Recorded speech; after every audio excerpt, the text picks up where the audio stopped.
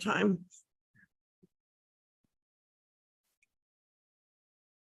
That's okay.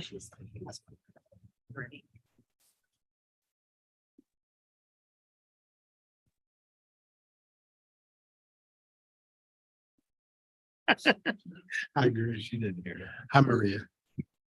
How are you?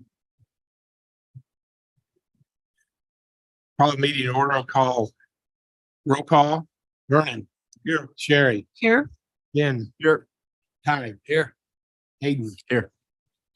Show all five here. Will everybody please stand for the pledge of allegiance? I pledge allegiance to the flag of the United States of America and to the republic for which it stands, one nation, under God, indivisible, with liberty and justice for all.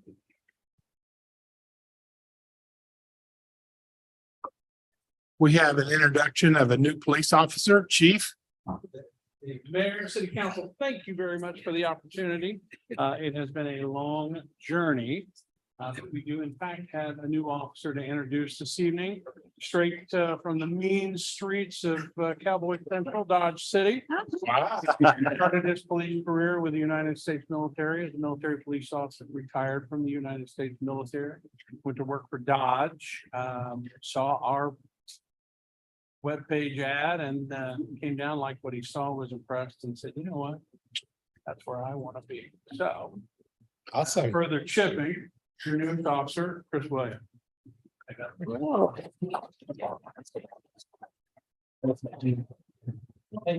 Welcome. Welcome, sir. Yeah, I'm going to.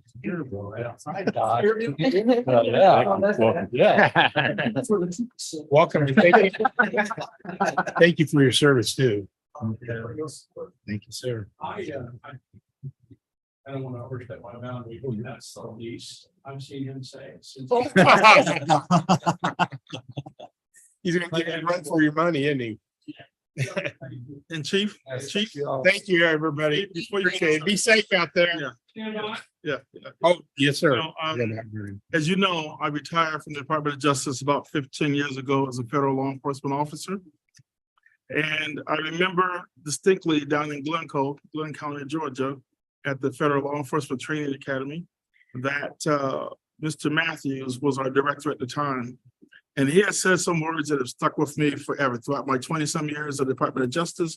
And those words were to stay true and to stay blue. When the Bureau would send me down to Dodge City, you know, I've always had other departments help me out in terms of what I'm down there for.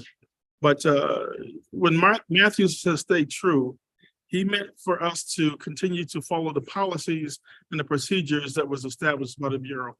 I'm asking you guys to also continue to follow the policies that are established by this great officer as well as the city of Basehor.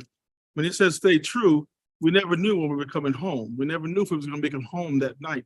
So staying blue meant to make sure that we continue to understand our oath of serving and protecting. My heart goes out with you guys. I support you guys 100% and want to encourage you guys to continue to stay true and to stay blue.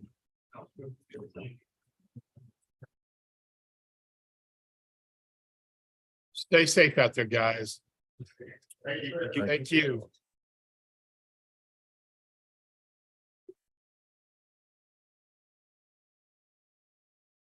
Public comment will be allowed at the mayor's discretion.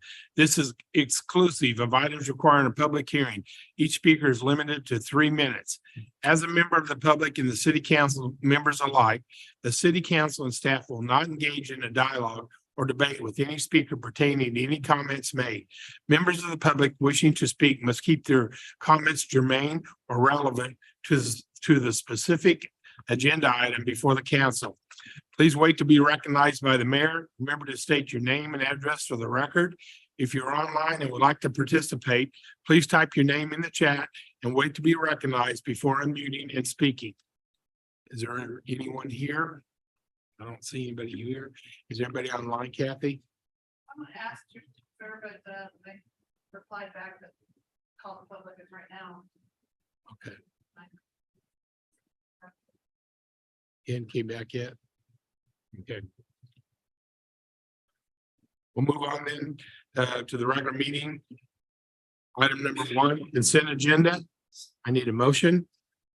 Mr. Mayor, I make a motion to approve the consent agenda. I have a motion and a second. I'll second. Motion second. I'll call for a vote. Hayden. Aye. Ty. Aye. Ben. Aye. Sherry. Aye. Vernon. Aye. Passes 5-0, Kathy. Moving on to item number 2, policy number 2023-BTC-01, policy relating to the Basehor Town Center tax increment financing, TIF district and Unified School District 458. Thank you, Mayor Leslie Riverola, City Administrator. The policy that you have in front of you this evening was prepared really as a proactive, and I'm sorry, Mayor, do you want to pause for a second? It looks like you did get a response on the chat. I don't know if you want me to continue this item and come back. No, let's go ahead and take the And it looks like the item that this gentleman has is not on the agenda this evening. UTVs. Oh, okay. Can you reply to him that, if he wants to get on the agenda, he has to call 2 weeks ahead of time, Kathy? And then we'll put him on the agenda, but this is not an agenda item at this time.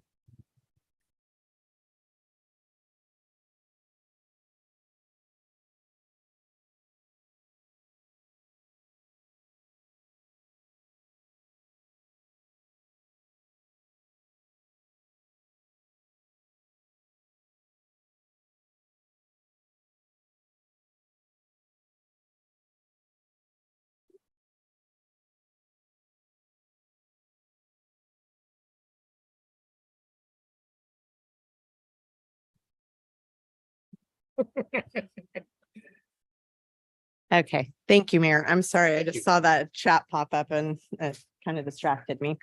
As I was saying, this item was really developed proactively in an effort to respond to the concerns that Special Counsel Pete Heaven and myself heard from the school district's school superintendent, as well as the school district's legal counsel, related to the city council's decision to pass a resolution to establish a tax increment finance district, or as we've called it, a TIF district.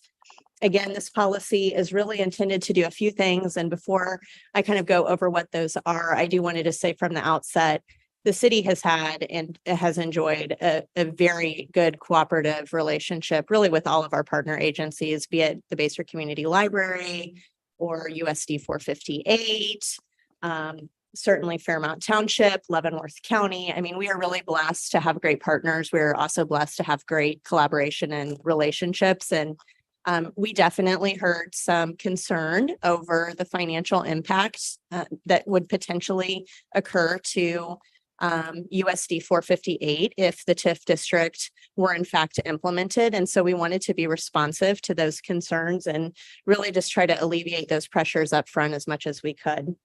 So this policy really just kind of sets forth in writing what has already been our practice, at least since 2019, which is to include and communicate with the school superintendent and or his designee for any applications that would come, planning applications that would come into the TIF district. And that is not inconsistent with our practice now. If we get a large development or a large residential, whether it is multifamily or just a single family neighborhood, we always proactively reach out to the school superintendent to talk about those projects now. So that's no change. Notification of planning commission meetings that would be occurring on items within the TIF district. Also not a significant change or no change over what we are currently doing in practice. Again, this just kind of memorializes it in writing. One thing that we did commit to, and I think it's a really great suggestion or proposal, is that oftentimes, the concern from the school district is a short-term financial gap.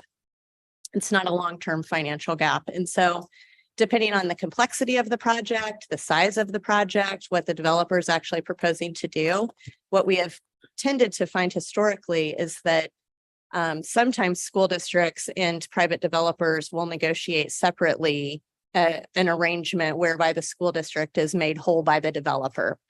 And that's not something that the city is typically party to. But what we have said here is that we will encourage every developer that comes through to ensure that they meet with the school district. And then if they come to terms on some sort of agreement, this does not require them to, but if they do, that we would incorporate that into any development agreement that we had. So if they have an agreement, we'll attach it as an exhibit to our agreement. We wouldn't be responsible for enforcing it. That's their own separate agreement, but we would certainly recognize that it had occurred. And then again, we just want to make sure that the other concern that we heard was related to benefit districts. As you know, there is a special benefit district that already exists in this area. The school district was not asking to be alleviated or to have the current benefit or assessment that they're paying waived, but they said we don't want to be included in any future benefit district without approval from us first. And as you know, from past experience, benefit districts are really formed one of two ways. They're either requested by the developer or the city petitions to have them formed. And we said, no problem. The city wouldn't petition to form a benefit district without talking to you first anyways. And we don't anticipate that you're going to ask to create one. Right. And you may recall just, I'll end with saying the school district is the school property of Basehor Intermediate School is excluded from the TIF district.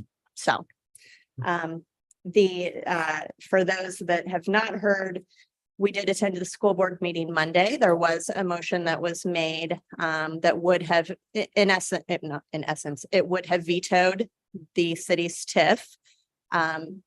It did receive a second, so the motion was voted on, and that motion failed with 2 voting to veto and 4 voting against the veto. So the TIF district survived the potential school veto. The just other news related to the school district, because it's germane to this topic, they did unanimously approve the dedication of the street that was accidentally given to them by the former developer that owned that land. So we now own the street, which is how it was always intended to be, which is great news. And the school district also unanimously approved the sidewalk agreement to the Early Learning Center and Greyhawk Elementary. So I am happy to answer any questions, but I think this is a really great compromise. I think this is a great tool, and it doesn't represent, in my opinion, professionally, anything different from our practice as it's been. I just want to say too, you were a rock star the other night when you got up and everything they threw at you, you answered it. I've been up there going, so we appreciate having you as our spokesperson. You did a fantastic job, and we appreciate that. Thank you. Yes. So, item number 2, policy number 2023-BTC-01. I need a motion. Mr. Mayor, I move to approve policy number 2023-BTC-01, the policy relating to the Basehor Town Center Tax Increment Financing District and Unified School District 458. Have a motion. Do I have a second? I'll second. A motion and a second. Call for a vote. Ty? Aye. Ben? Aye. Hayden? Aye. Sherry? Aye. Vernon? Passes 5-0.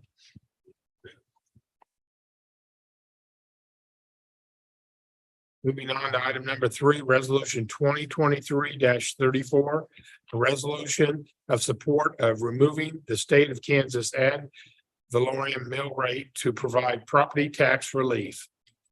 Thank you, Mayor Leslie Riverola, City Administrator. As we discussed at the work session, the city remains committed in our support to property tax relief. And when Maddie and I met with several legislators from our area, the discussion came up about the state potentially bringing forth, or at least some legislators potentially bringing forth legislation at the 2024 session that would remove the state property tax from tax statements effective immediately. And the expectation would be that would essentially be in exchange for LAVTR. depending on what legislator you talk to, there's quite a bit of diversity of thought around LAVTR. And I would just say I had the opportunity to attend the Leavenworth County BOCC meeting this morning, and tremendous thanks to the county commission. I really think they brought this item into focus, very sharp focus, and that has definitely been led by them. Or by the BOCC. And our understanding from a staff perspective is that we remain committed to property tax reduction, whether that comes through LABTR or direct mill reductions from the state. And so, as you may recall, as part of your budget, when we had our joint meeting with the Board of County Commission, and they brought this item to our attention, we pledged our support to LAVTR funding. And so when we passed our budget, you as a body passed a resolution of support to ensure that our legislative body or our legislators at the state understood our commitment to that. This essentially says we remain committed to that, but we're open to however they get there. And if they get there through the reduction or removal, elimination of the 1.5 mils from your property tax statement, we think that's a tremendous win for our citizens as well. So that is what this resolution states, is that if for some reason the legislators are not successful in the removal of the 1.5 mils, then we remain committed to, we want to see LAVTR funded fully. So I'm happy to answer any questions. Anybody have any questions? Vernon? Yeah, Sherry? No, I just appreciate city staff and the Leavenworth County Commissioners for working on this. I know hopefully whichever way it goes, it'll help all the citizens. Aiden? Yeah, I mean, I think a lot of us would like to see both implemented, but I understand this is a show of good faith and the result of conversations, right? That I'm glad that our county and state representatives were willing to talk to us and try to find some way to have state level property tax relief. I like it. I should note, and I certainly don't want to speak on behalf of the county, but at their meeting this morning, Commissioner Culbertson read into the record a letter that he had drafted, that I believe it's the intent to have that included in, I'm not sure if it's Commissioner Smith, in property tax statements that just educates our citizens on the LAVTR and that it has not been funded for many, many years. And encourages them to educate themselves and to make contact with legislators. So Leavenworth County has definitely been leading the way, and they are all over it. Appreciate it. So I need a motion for resolution 2023-34. Mr. Mayor, I'd move we approve resolution 2023-34, a resolution of support for moving the state of Kansas ad valorem mill rate to provide property tax relief. I have a motion or a second. I'll second. A motion and a second. I'll call for a vote. Vernon? Aye. Ben? Aye. Ty? Aye. Sherry? Aye. Aiden? Aye. Passes 5-0.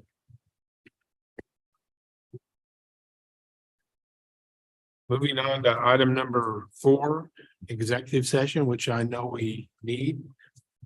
Mr. Mayor, I make a motion to recess into executive session as permitted under KSA 754139B1 to discuss personnel matters of non-elected officials with justification as to discuss matters related to non-elected personnel performance for 20 minutes, reconvening at 6:40 at Basehor City Hall. The executive session is intended to include special counsel Michelle Stewart and city administrator Leslie Riverola as requested. We need to vote on that. You need a second. first. I have a second. Yes, second. Then vote. Yes. Okay. Call for a vote. Vernon? Aye. Ty? Aye. Ben? Aye. Hayden? Aye. Sherry? Aye. Passes 5-0.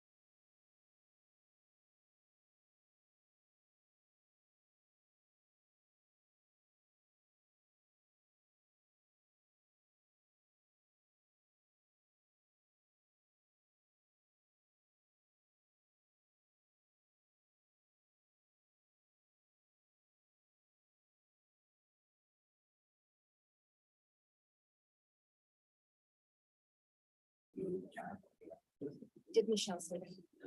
Yeah, she does a vote. So, You got three. we have three votes. Huh? We have three votes. Can we do this with three votes? I will defer to the attorney. That would be a majority. That's a majority of a quorum, so I guess as long as all of you vote. Mr. Mayor, I make a motion that we recess out of executive session. Enter back into regular session. That we're coming back. One motion to return, one motion to recess. Okay, Mr. Mayor, I make a motion that we recess executive session and convene regular session. Second. Motion second, everybody in favor, say aye. Aye. Aye.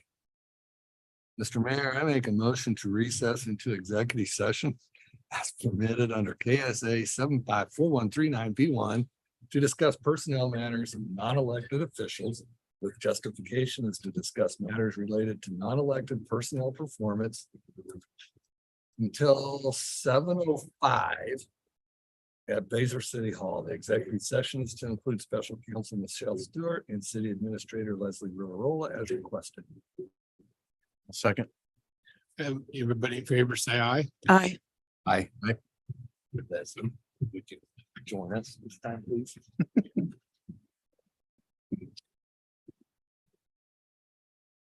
Hi, gentlemen. Thanks. Thank you, guys.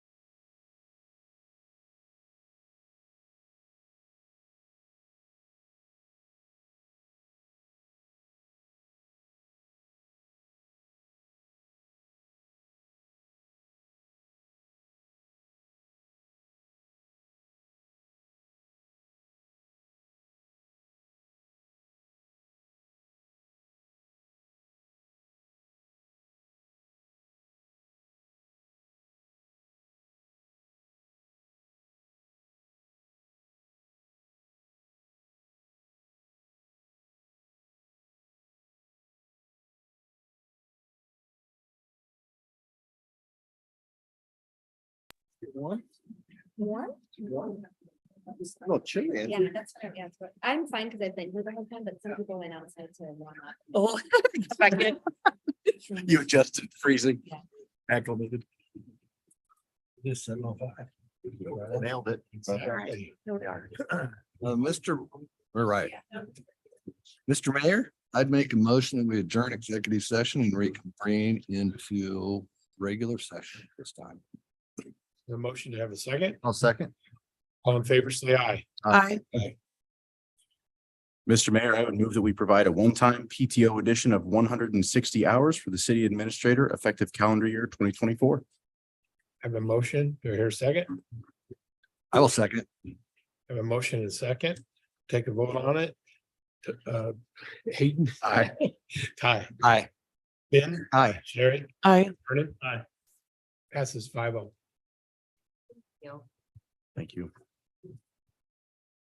Okay, we're gonna move on to the work session.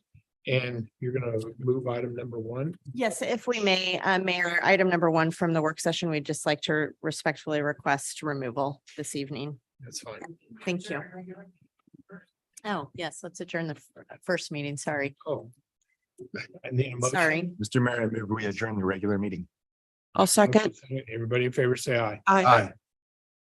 Sorry, I was ready to move on. to the next item. Thanks, Kathy. Thanks for keeping that straight. Item number 2, PFP 002-23, consideration of acceptance of a sewer easements and right of way at Greyhawk and Prairie Gardens 5th plat. Good evening, Mr. Mayor and City Council members. Crystal Both, Planning and Zoning Director. This item is just informational purposes at this time. This item was taken to the Planning Commission last night. It's for a 43 lot subdivision at Greyhawk at Prairie Gardens. This follows the final development plan, which has been submitted. This is very typical what we expect. The Planning Commission did vote 6-0 with 1 member absent to approve this plat. This will come before you on the 25th of this month for official dedication and for approval of the subdivision improvement agreement that needs to be signed and recorded with Register of Deeds. I'll answer any questions that you may have. Anybody have any questions for Crystal? On it? Can that be consent agenda? Yes. Does everybody I'd agree with that. Yeah. Vernon? Yes. Okay. Consent agenda. Moving on to item number 3, Kansas Department of Wildlife and Parks Recreation Trail Program, local project agreement, Basehor City Park Trail. Yes, thank you. As you know, I believe we've been awarded a $356,475.68 grant from the Kansas Department of Parks, Trails and Wildlife. This is for the removal and reconstruction of the trail in Basehor Town, sorry, not Basehor Town Center, Basehor City Park, excuse me. It will increase the width of the trail to 8 feet. It will be a concrete instead of asphalt. We are currently working with our engineering firm on coming up with a scope and fee for complete design and for current construction costs of this. However, we do need the city council, the mayor specifically, to approve and sign this agreement so that we can send it back to the state. And again, this is informational purposes at this time. We will bring forward on the 25th, the agreement for you to sign, but I'll answer any questions you may have about the project. Anybody have any questions for Crystal? I do. No, go ahead. So is there just enough funding for the actual concrete, or would there be any money for trees or anything like that So for the enhancement the scope of the grant is for the reconstruction of the trail only. only? Okay. Can't use it for anything else. Okay, that's what I was trying to specify. So thank you. Good idea, though. And we're Yeah. Well, we Yeah. need some trees out there. That's why I brought it up. So. getting quotes to confirm pricing, and the expected total cost minus the grant is included in the budget for next year already. That is correct. How much was the grant again? 356. 356. Mhm. I'll have that down on mine. Okay, awesome. Thank you very much, Crystal. Great job. Thank you. Moving on to item number 4, City of Basehor applications for grant funding of certain trails projects with Mid-America Regional Council. Mark. Thank you, Mayor. Leslie Riverola, City Administrator. What you have in front of you this evening is really the first step in what we hope will be a competitive, where we will be competitive in going after additional grant dollars to implement the Basehor Active Transportation Plan. Mid-America Regional Council is getting ready to open its call for projects. They will have a call for projects both for the surface transportation program. That is the committee that I'm sure you're familiar with, that Councilmember Phil Fields has most recently chaired. He's no longer the chair, but still on that committee. We can actually submit our trail projects to the STP committee. In the past, we have submitted our trail projects there, and you may recall they have scored very well and have been very competitive. But we have also had 2 road projects, and because they were the highest scoring projects, although not a written policy, Mid-America Regional Council has had I'll call it a gentleman's agreement that only one funded project per agency, regardless of how well you score.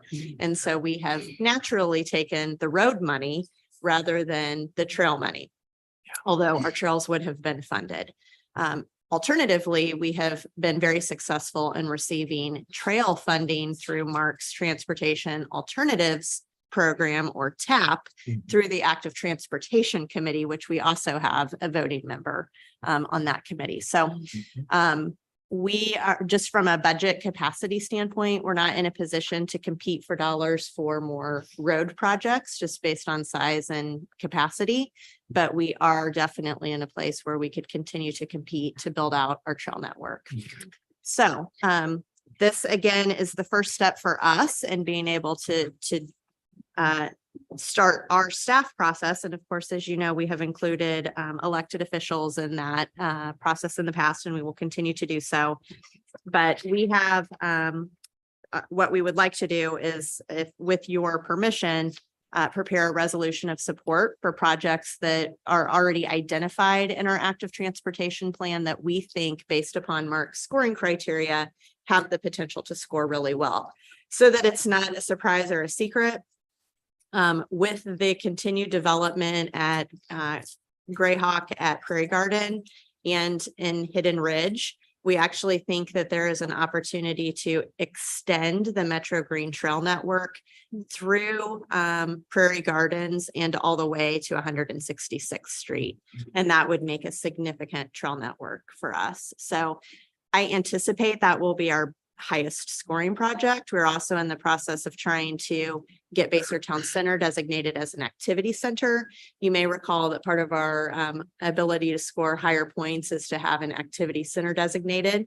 We won't be in a position probably in this funding cycle to actually construct trails at Basehor Town Center, but we want to start getting those projects and that trail network identified in their system. So we will submit those. I anticipate those will be our lower scoring. And then as the governing body develops a stronger vision for that site, I anticipate those scores will continue to increase. So we want to continue to be competitive. We want to continue to find ways to reduce the burden for our taxpayers to construct these really important amenities. We think they're quality of life attractions, and we're excited. I'm happy to answer any questions. Anybody have any questions for Leslie? No, that's great to hear. I looked through and I was thinking something in the City Hall Civic Campus area would be good to extend. So that's one of them that I was wondering about. Since we're talking about parks and stuff, can you kind of tell me where we all stand as far as, I know we've been moving a lot of dirt over there, and I know we're building the new city hall stuff, but as far as the pond and all that stuff, what is our next step? So, I mean, are they done moving dirt around? It's we're supposed to be. So the pond is constructed. The amenities around the pond and obviously the dock features are not yet constructed. Right. We're still finalizing negotiations with Crossland. We think that we're going to be able to get there. And in the event that we can get to where Doug Pickard, our park designer, thought we needed to be from his estimate, then we will establish a new contract with Crossland to just continue their mobilization efforts on that site. And then they would build out the remaining balance of those amenities. Good. If not, then we'll be competitively putting that project out for bid. I mean, at this point, I would probably say in the next 30 days.